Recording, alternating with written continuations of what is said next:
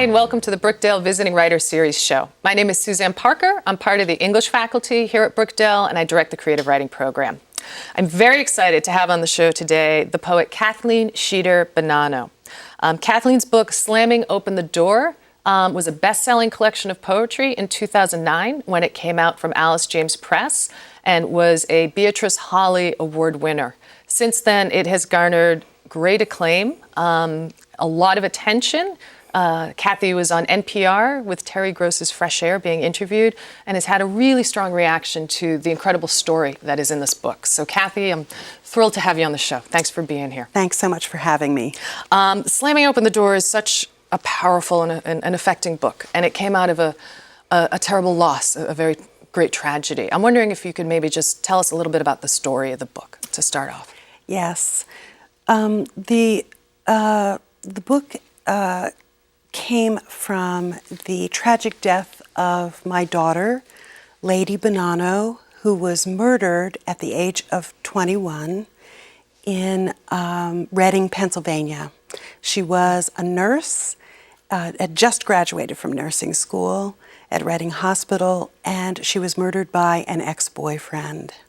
So the book is about the year after her murder. Mm-hmm. Wow. I was wondering if you could start us off maybe by reading a poem from it. I had actually read that you wrote, the first poem you wrote about this, you wrote 4 days after finding out about her death. Yes. Which I find awe-inspiring. And I wondered, it's a poem about light, if maybe you'd read it for us? Yes. Yeah. And it happens to be the last poem in the book. Yeah, which it's interesting. It was the first you wrote, but it closes the book. Yes. Yeah. Poem about light. You can try to strangle light, use your hands and think you found the throat of it, but you haven't.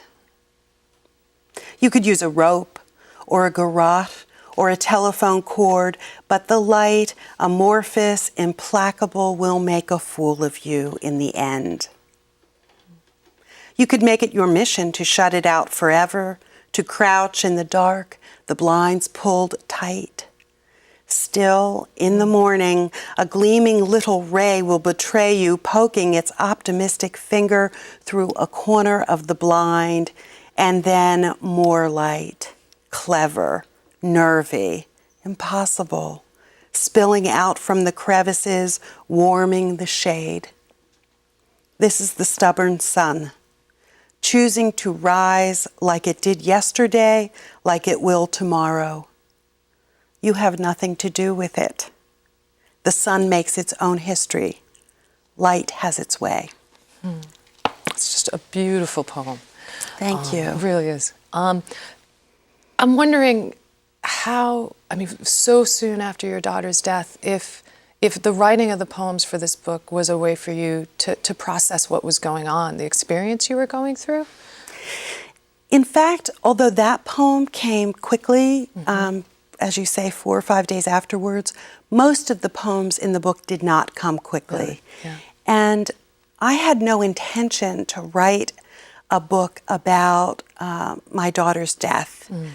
I very much wanted to keep writing as a poet and didn't want to let her murder and her murderer take yet another significant thing from me and from our family. Yeah. So I was determined to keep writing, but I wanted to write about everything else, and found that that this tragedy was the mountain that stood in the way of the other mountain of writing a book of poetry. So I had to climb this one first. It seemed as if I had nothing more important to say. It seemed that everything else was biding my time, poetically speaking, when I sat down to try to write. So I had to do this first. When you were trying to write other poems at the time, did this sort of just keep coming into play in the poems? Yeah, well, or let's put it this way. Everything that I put down seemed trivial in comparison. If our job as poets is to convey experience acutely, there were no other experiences that seemed to matter or measure up. There was nothing as important I had to say or that I was coming to know than the loss of Lady. I wonder how the book evolved then. If it started off with this one poem, and then when did you realize, I think I have a book? I think this will be something I need to do. Yes. That's a good question because I struggled with it. I started to write other poems and had a couple of them published in the Women's Review of Books. And that was heartening because my struggle all along was the question, is this just my wail in the wilderness? Or are these poems worthy enough for someone who is a fan of poetry to pick up and read, separate from how cathartic that experience would be for me or how necessary for me emotionally. And I took about half of the manuscript to the Coleraine Manuscript Conference, and that was the question I had to ask, and I got a resounding answer there especially from the other folks in my circle, and from the faculty there, and even just from the experience of reading aloud one night there. All the students read our work aloud, and that was yes. In fact, they didn't consider it. They were very matter of fact in their acceptance of the manuscript as a manuscript of poetry. So that. I also wondered if I just had a chapbook. I had, 27 poems or something, and then couldn't write another single poem about this. Really? You hit a wall? Yeah, I hit a wall. So do you know why? No, I'm really wired to condense anyway. We as poets, I think, are wired to condense. So I write short poems whenever possible. I write spare poems when possible. I write spare books. 45 poems is my idea of a poetry collection. So partly the fact that I could come to 27 and no more was a result of that. Sure. And partly it was wanting to avoid dipping even further into the hard experience. Yeah. How long did the book, completing the entire book, take you then? Well, Lady died in 2003, and I wrote a poem, and then I wrote a couple of poems that year, and I sent the finished manuscript to Alice James Books in 2008. So it took 5 years off and on. It did. Wow. Yes. One of the things that I find actually quite literally awe-inspiring about this collection is that, there's so much in the story, this tragedy, that could be handled a lot more operatically. That the poems are so beautifully restrained. And so intense, everything kind of tightened down into that small space. And we often think of, Wordsworth, a spontaneous overflow of powerful feeling. If ever there were a circumstance for this, it would seem to be your book. But yet, I wondered if in revising, in looking at these poems, if restraint was something that you were really working towards, or if it was just your natural inclination, which you said already. Restraint is something that I worked toward.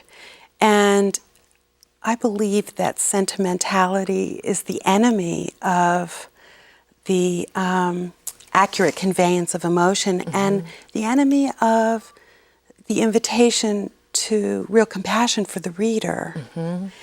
The more powerful the subject matter, the more tragic, the more suffering that's inherent in the situation that's being written about, the more restrained I believe you should be. It's already invested with so much power. Why gild that lily? Everything you add on makes the experience less authentic. So I really, really wanted to tell the truth the best I knew it, as sparingly as I could. I wonder, when you were finishing this book, what were your feelings like thinking, I'm going to now put this out to the world? Were you conflicted in any way?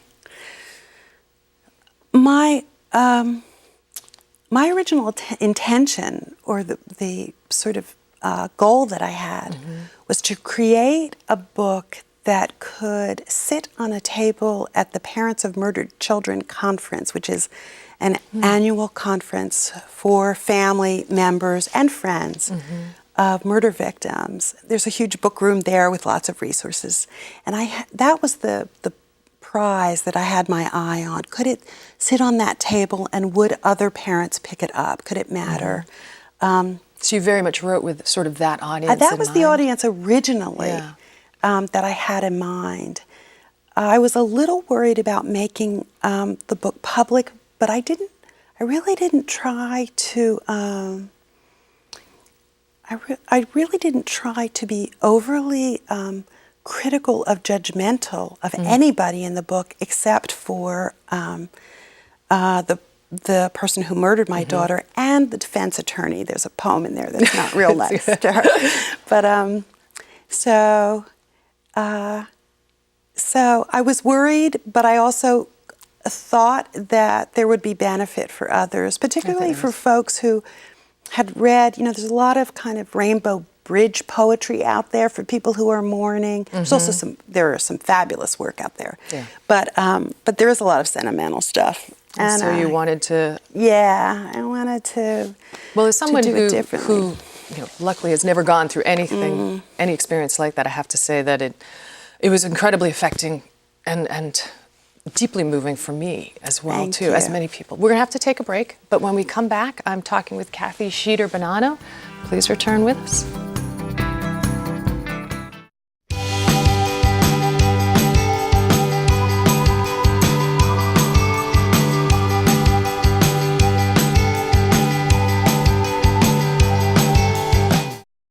As community outreach manager, one of the things I do is help hardworking families realize their dream of owning a home. Seeing the families that move into these homes that we build in partnership with our nonprofits, the kids finally have a place where they can bring their friends to. It gives them a feeling of safety and belonging. And I'm very fortunate that I work for a company that supports us in this. I started going to Brookdale because after a few years of marriage, I found myself a single mom. And Brookdale gave me the opportunity to get back into school and give me some direction, and I'm very thankful. I'm Karen Escobedo, Manager of Community Outreach for New Jersey Natural Gas, and I got my start at Brookdale.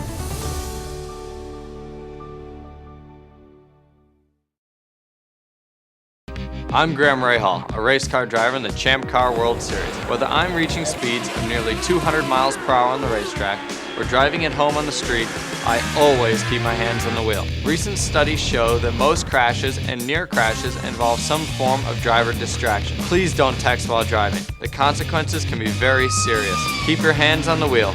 Join me and my fellow drivers in the Champ Car World Series by taking the pledge at handsonthewheel.org.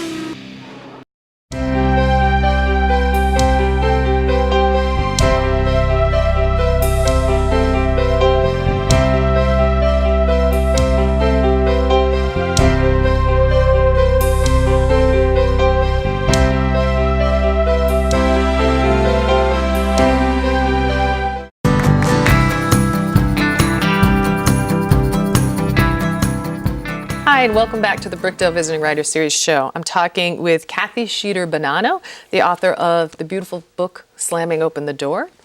So welcome back. Welcome Thank back. Before the break, we were kind of talking about how, the book came out into the world. And I'm wondering, this is your first book. That's right. Yes, that was published, which usually has, a huge kind of anticipation and sense of all that was going on. What was the experience of getting this published as your first book like? Well, there was a huge sense of anticipation. Yeah. Alice James Books is an incredible press to work with. So there was the gratification of going through the manuscript with a buddy, because you get assigned a buddy at Alice James Books. That is to say, a former, someone who's been formerly published, who reviews the manuscript with you, makes some suggestions. and then working with the editor. And then after the book was published, I was lucky because there was a crossover audience. I was invited by colleges and universities to read in creative writing departments and in English departments. But I was also invited by parents of murdered children's groups, by social workers, by the police academy in Pennsylvania, so I did a lot of reading, and I made it a priority to say yes whenever I could, even though I was teaching full-time as a high school teacher then. So I traveled around quite a bit, and had the experience of finding that, being reminded that the commonality between us is loss, all of us, that I didn't need to be speaking to an audience of people who had lost a child through murder, that everybody's experienced loss. If you've just lived on this earth a long enough time, you have experienced loss, and that we are comforting to one another in the face of loss, and that poetry is a highly effective vehicle to establish that bridge. So the experience of touring with the book and reading to these diverse groups reminded me in a powerful way of the significance of language and particularly of poetry. So I wonder, and actually I'd like to come back to that, but I also wondered if with the publication of the book and being able to connect and offer solace to so many people through the book, if this was in some way a part of your healing and of your moving through your own grief at the loss of your daughter. Yes, absolutely. People often ask, so I guess it was cathartic writing the book. Well, it was and it wasn't. I mean, it was a journey into the dark truth of that experience. And actually, truth is sort of the operative word. That's where the comfort lies. How so? I think that when you tell the truth about tragic experience or about sorrow, and when you hear the truth about it, there's something comforting in the sharing of that truth. We don't want to hear it. We don't want to hear it overstated. We don't want to hear it understated. But we do, we do want to hear the truth. It's liberating in some way for us. Were there poets or authors who you were reading while you were writing the book, who you looked to for inspiration or models? Yes, although not necessarily the great writers that we think of who have written, some of the greats that have written about loss particularly. But I was always moved by Sharon Olds. I think she has an sometimes underappreciated gift of telling the truth about relationship and family, and so she's modeled that courage for me. I've always appreciated poets who are accessible in language, have something profound to say, but don't use language as a way to off-put. They use language as a way to reveal rather than a way to conceal. Sure. So, Mary Oliver or Ted Kooser, I'm reading right now. I'm reminded of how much I love him and his love for humanity. So it's kind of moving beyond your book, what you were saying about poetry and the role of poetry. I wonder what role poetry has played in your life. You were writing poems long before, the loss of your daughter. What brought you to it? Well, I don't know exactly. I mean, somewhere among my papers is a poem I wrote about a mouse in a house in 5th grade that my mother saw fit to save. I remember writing in high school, and when I went to college, I went to Temple in the 70s. I went as a drama major, and then had a professor named Henry Braun, who It's a great name. he was a great professor. And after reading poetry with him and being in his creative writing class, I changed my major. So, it really. So I've always written. I was always quite thin-skinned about sending work out and getting rejected, because of course I sent it out, and of course it was rejected. Occasionally published, but but also rejected. This book was liberating in that sense too, because I really wanted it to be shared, but acceptance and rejection wasn't high on my list anymore of what truly mattered in the universe.